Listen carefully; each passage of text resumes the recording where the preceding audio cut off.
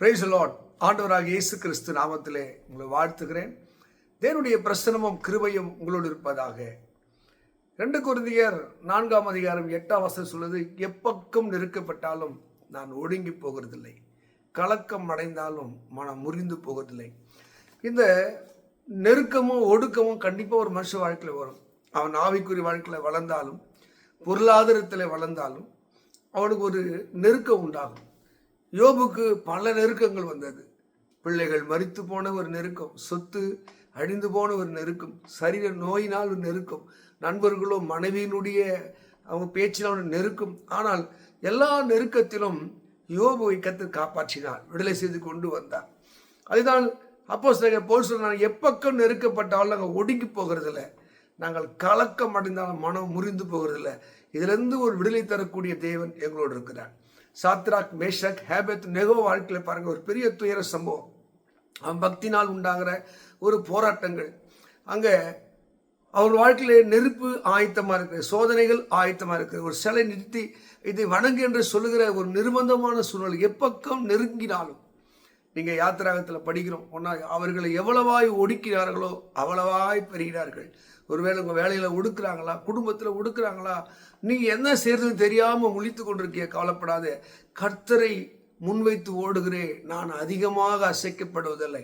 அவர் என் வலது பக்கத்திலே இருக்கிறபடியாலே யார் என்னை அசைக்கக்கூடும் என்று தாவீது சொல்லுகிறார். தேவன் உங்கள் பட்சத்திலே இருப்பார் என்றால் உங்களுக்கு விரோதமாக நிற்பவன் யார்?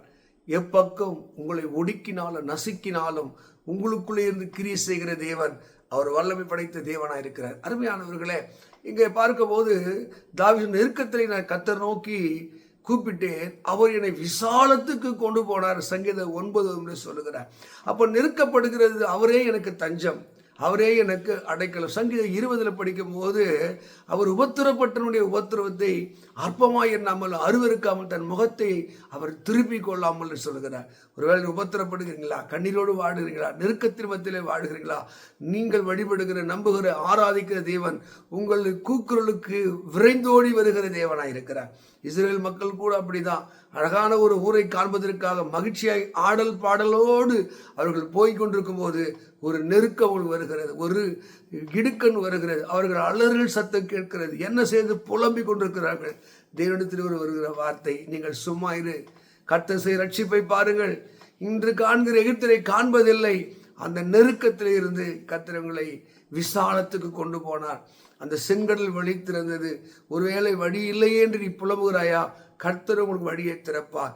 நெருக்கத்திலே நான் கர்த்தரை தேடினேன், அவர் என்னை எல்லா இடமும் நீங்களாக்கி. இங்கே சங்கீதத்தில் கூட தாவீது 18ஆம் சங்கீதத்தை சொல்லுகிறார். அப்போ நெருக்கத்தின் மத்தியில் நீ வாழ்கிறையா, கண்ணீர் மத்தியில் வாழ்கிறையா, போகுமிடலாம் வடிகளும் வாசல்கள் அடைக்கப்பட்டு போகிறதா, கலங்காதீங்க. அவர் வெண்கல கதை உடைக்கிறவர், இரும்பு தாழ்பாட்களை முறிக்கிறவர், அந்தகார பொக்கிஷங்களையும் ஒளிவீட புதைகளை தருகிறவர். அந்த தெய்வமுக்கு முன்னாக போக, அதுதான் மீகா சொல்லுகிறார், தடைகளை நீக்கி போடுகிறவர் முன்பாக. ஏசாயா சொல்லுகிறார், நான் உனக்கு முன்னே போய் கோடலால் செவையாக்கி என்று பல தீர்க்கதரிசி மூலம் வாக்கு கொடுத்த தேவன் இன்றைக்கு சொல்லுகிற, நீங்கள் எப்பக்க நெருங்கினாலும் ஒடுங்கி போகிறதில்லை, மனம் முறிந்து போனால் நீங்கள் கலங்கி போவதில்லை. அப்படிப்பட்ட தேவன் உங்கள் தேவனாக இருக்கிறார். நீங்கள் அவரை நம்புங்கள், அவரை விசுவாசிக்கிறவன் அவர் ஒரு நாள் கைவிடுவதில்லை.